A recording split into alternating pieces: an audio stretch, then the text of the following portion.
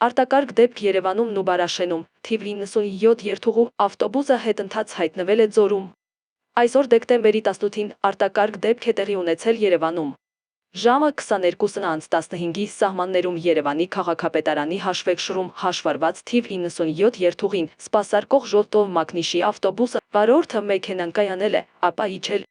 Աղբյուրի հաղորդմամբ վարորդը սուրճ է գնել եւ այդ ժամանակ նկատել է, որ ավտոբուսը հետընթաց շարժվում է, կոտրելով գազախողովակներ ու հայտնվում է Ձորակում։ Օպերատիվորեն ժամանել են նաեւ Գազպրոմ, Արմենիա Տրանսգազ Երևանի ԳԳՄ-ի աշխատակիցները, ովքեր արդեն սկսել են վնասված գազախողովակների վերականգնման աշխատանքներ իրականացնել։ Տեղում վարորդին օպերատիվորեն ժամանած Երևանի 103 շտապ օգնության բժիշկները օգնություն են ցուցաբերել, ապա տեղափոխել Էրեբունի բժշկական կենտրոն։ Ըստ դեպքի վայրում հավաքված քաղաքացիների վարորդը, երբ նկատել է, որ ավտոբուսը հետընթաց հայտնվել է Ձորում, վազել է, փորձել է մտնել ավտոբուսի մեջ, որպեսզի այն կանգնեցնի, սակայն վնասվածքներ է ստացել։ Այժմ պարզվում է, ավտոբուսի թե երկաթե խողովակներին բախվելու հետևանքով։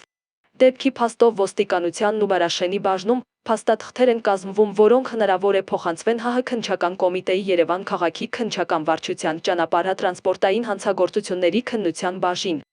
Ոստիկանությունը պարզում է վարորդի ինքնությունը։